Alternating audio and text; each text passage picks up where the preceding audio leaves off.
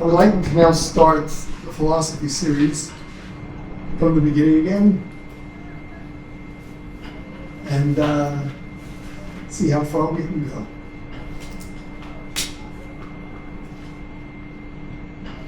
Let's begin with the question of what is philosophy? What is philosophy? Thought process.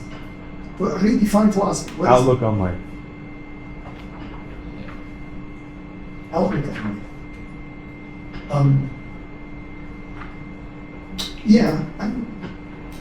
I'll give you the standard words that I use. It's the study of meaning.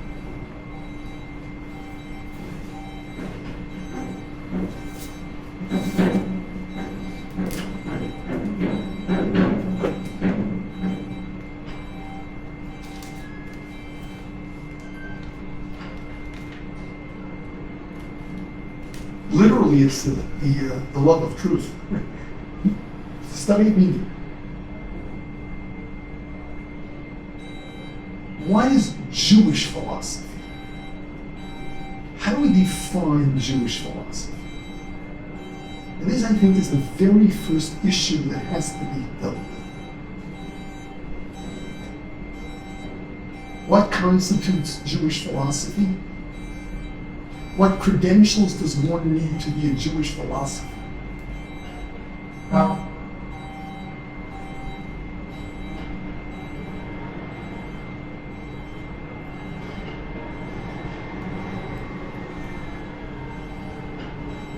I think for your average Jew today, that's a question you would rather not have to answer.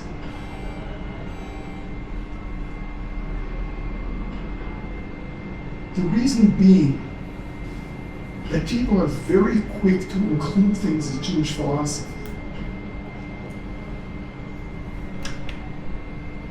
without it being able to fit into any definition of Jewish philosophy. What do I mean?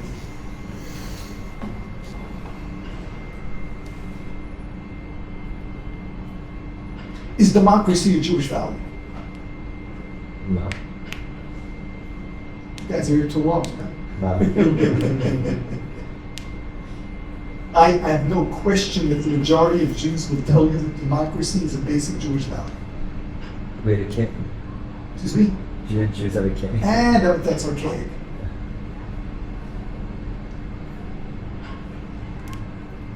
We look forward to Mashiach. Oh, that's poetic. The majority of Jews will tell you that democracy is a Jewish value.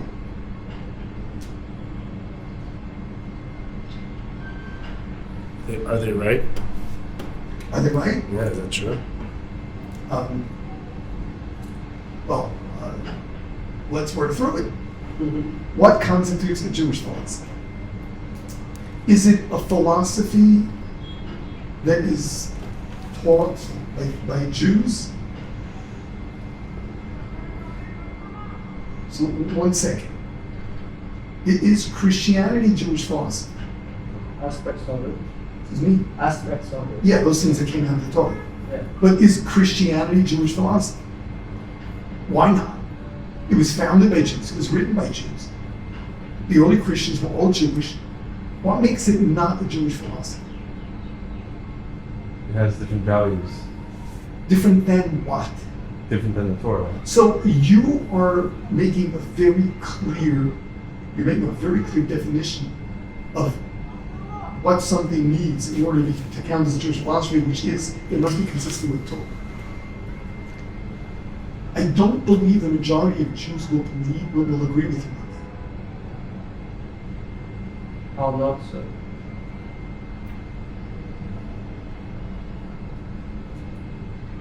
No. So I'm preaching to the choir,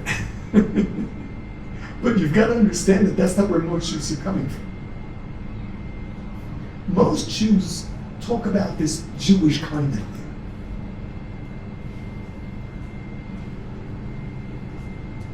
What are Jewish values? You see, Jews are into social justice. Yeah. So, anything that is furthering social justice That's Judaism.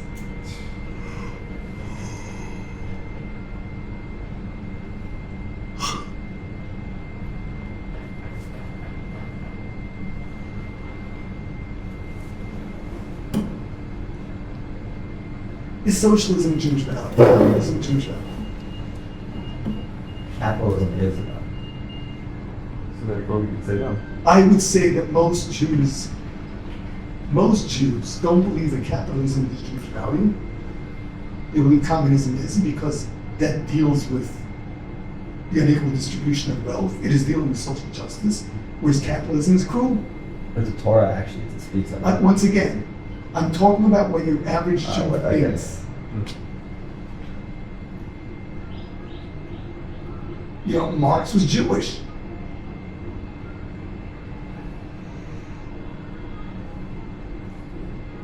You know, we first have to establish that Jewish philosophy is not something that feels Jewish.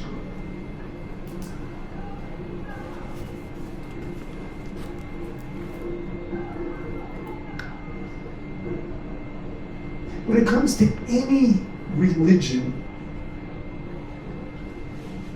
it's understood that whatever the source to that religion is, that's what decides what's in and out.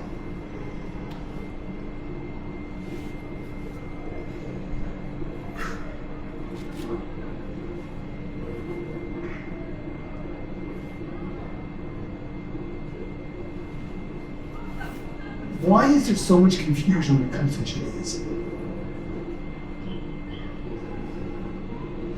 Because of ignorance. That's the truth. But I don't know if people are so open to hearing it.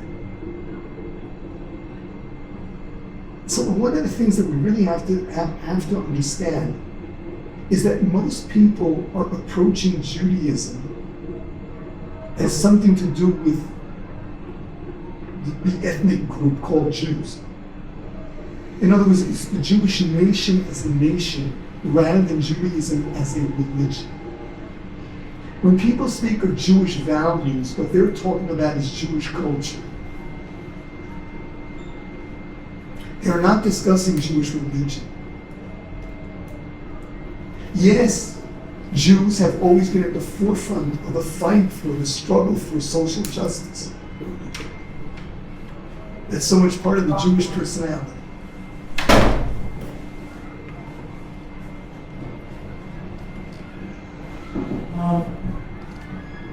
When people speak of Judaism,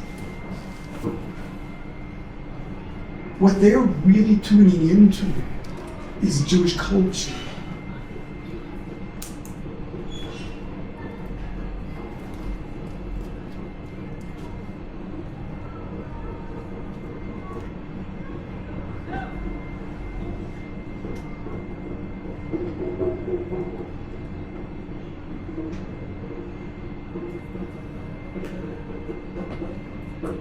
Which of course brings up the underlying issue, which is Judaism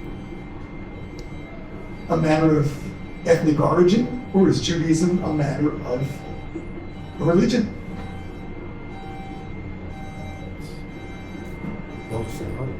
What is it? Well, the Israelites came before they got the Torah. And then they got the Torah. And then they got the Torah. But you could argue they were a nation. Do you know when we became a nation? After we got the Torah. What? After we got the Torah. Actually, in Egypt. The first time we referred to as a Jewish nation was in Egypt. By Pharaoh. Okay. He accused us of trying to take over the country from the native Egyptians. He was the one that first labels us a nation. Do you specifically say like the nation of Judah? And that's how He said, I'm the Israel, the nation of the children of Israel. But we didn't really have, do we have a religion at the time? We didn't really have the religion at the time. We didn't have all the mitzvot. But we still believed in the God. Yeah. The Levites were learning. Excuse me? The Levium were sitting and learning, so they did have. So they did, but we weren't commanded to keep it yet. choice. It was by choice, and the wisdom was handed down from the patriarchs. Abraham figured it all out.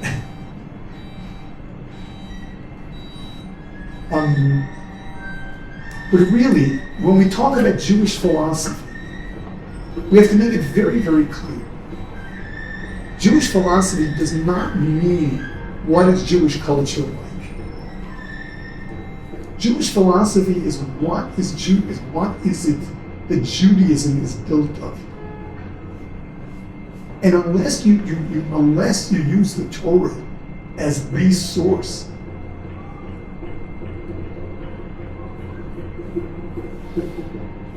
then you're talking culture. It's very difficult to call culture a philosophy.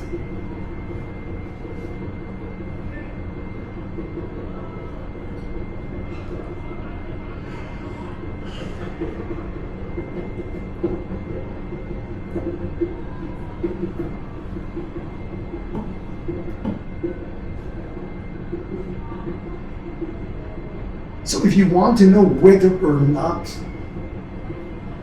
democracy is a Jewish value, look to the Torah. Quite frankly, the Torah does not believe in democracy. The Torah believes that the Jewish nation should be ruled by a monarchy. Except that there is a system of checks and balances.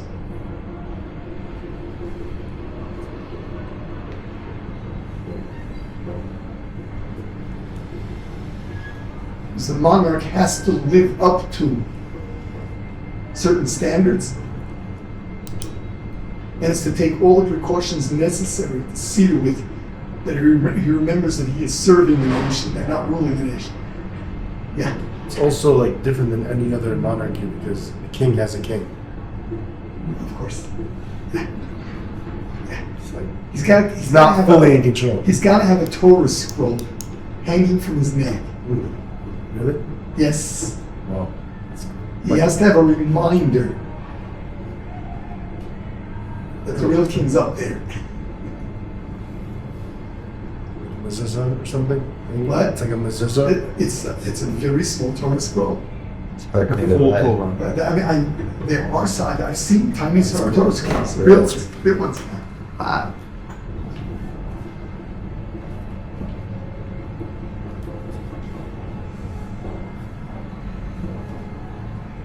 They are heavy. It's a lot of. It's not vast one. It's a decent size. That's a good size. That's around your neck.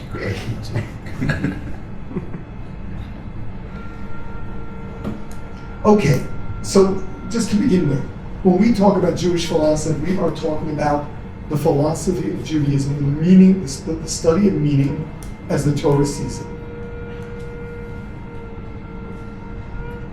Now, there's one issue that it all begins with, which I guess the first premise in Jewish philosophy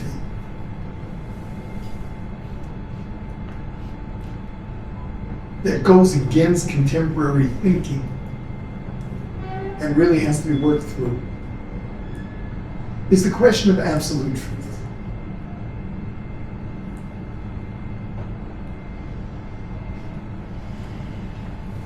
See, Socrates raises the issue of, can we ever know absolute truth?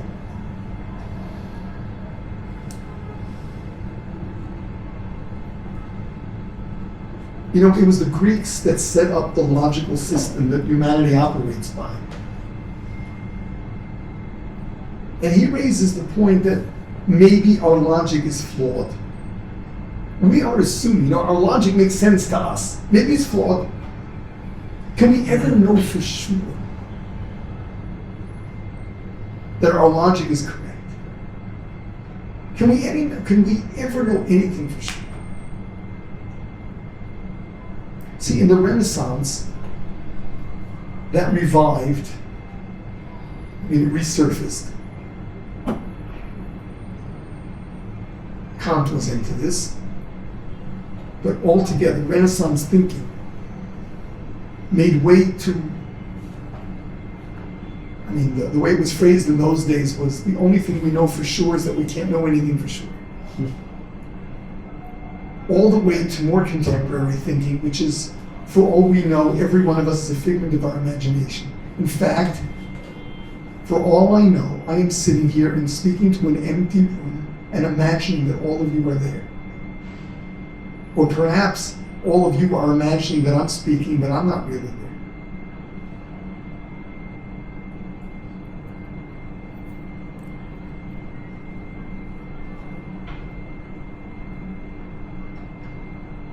Now, we may find that ridiculous, but it cannot be logically disproven.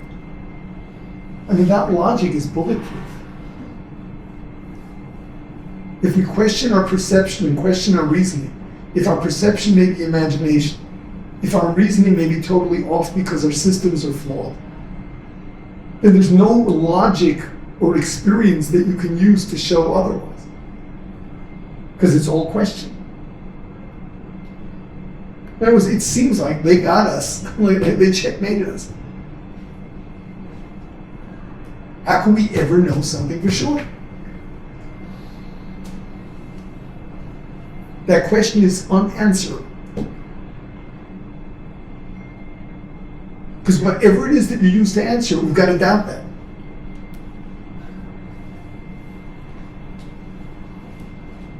So what is Judaism's answer to that?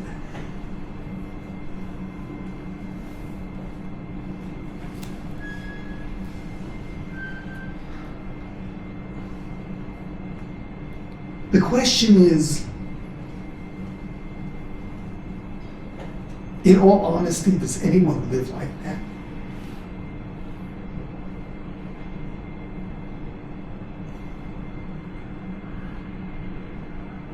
Do we sit and do nothing because who knows?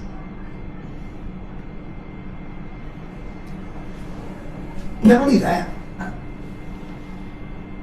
I mean, humanity has come a long way.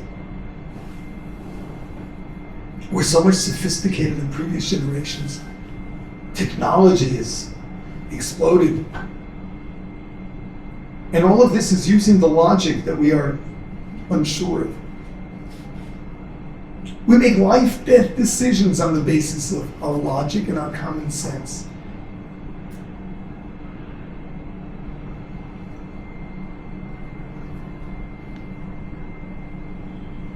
So when is it that humanity chooses to doubt our logical systems and our experiences?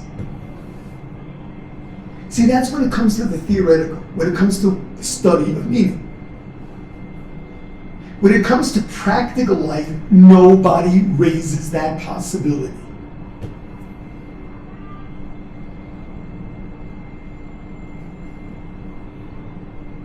We make life-death decisions all the time. You cross the street, you're making a life-death decision. You are estimating the speed of an oncoming car. Unless you've got problems and you stand there until there's no car on the horizon and then run across the street hoping that no one will appear. But we're using our judgment. What speed is he going at? An assumption that he doesn't want to hit me. Did he see me? We're making lots of judgment calls and we are risking our lives. But we trust our logic. We only don't trust our logic when it comes to the theoretical, when it comes to the study of meaning, which is this touchy-feely meaning. See, here's where Judaism differs.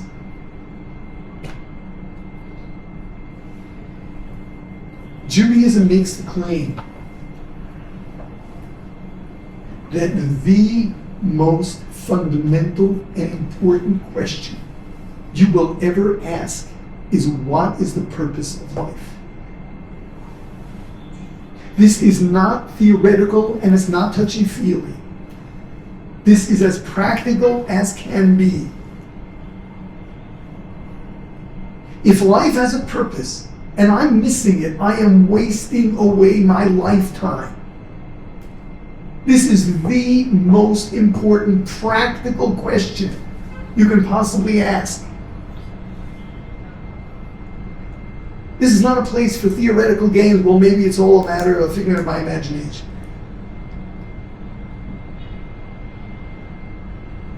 This is no less practical than choosing when to cross the street.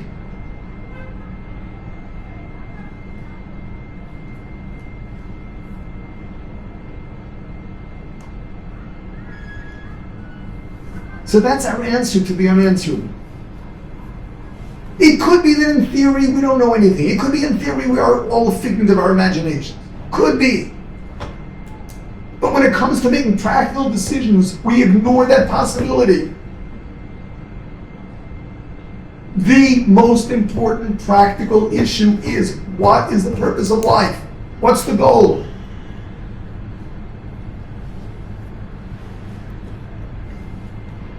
Yeah. I've heard John and Sachs say that life is the answer, and the question is, what's the purpose of existence? It doesn't need my approval, but very well said. Like everything else he says.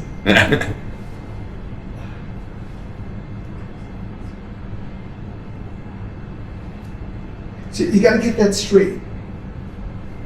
Everyone who will tell you, well, there's no absolute truth, they're missing the point.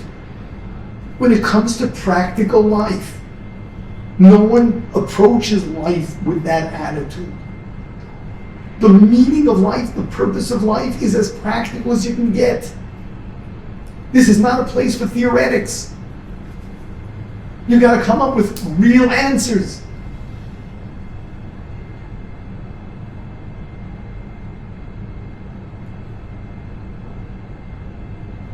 Can you know truth? As well as you can decide whether or not it's safe to cross the street.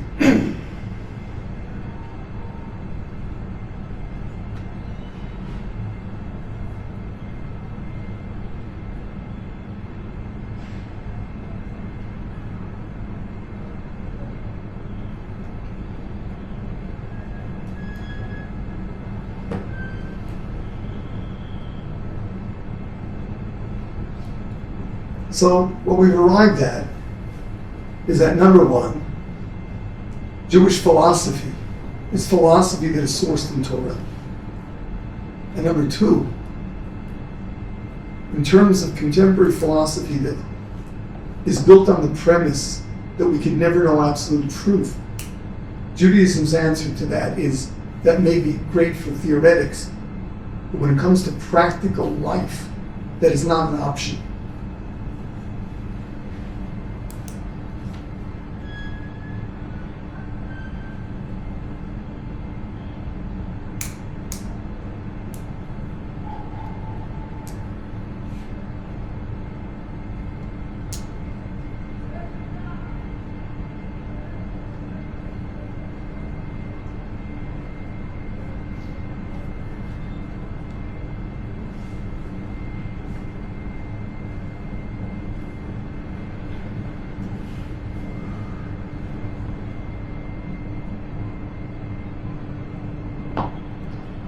Now, what this does mean, though,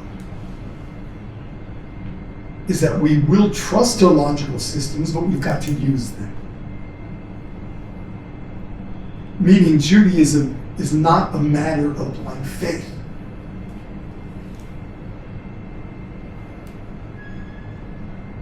Judaism involves the logical pursuit of truth.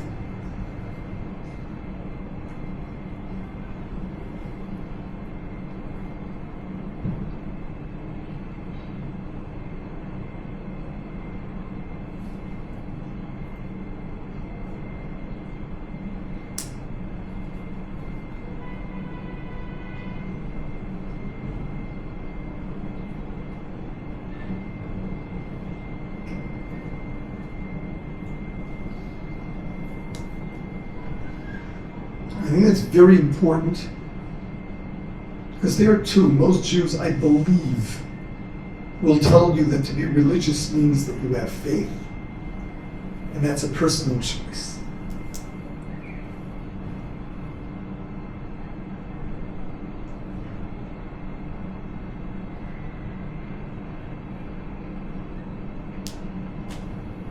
The idea of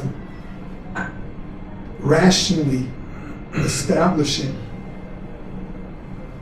the truth of Judaism, being very much part of what Judaism is something of a secret.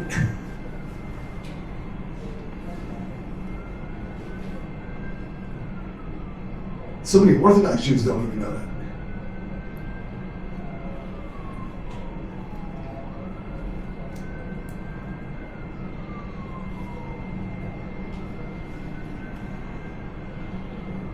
It's based on the fact that the most important question is, what is the goal? What do I live for? And we have to be able to use our logical systems to determine just what that is.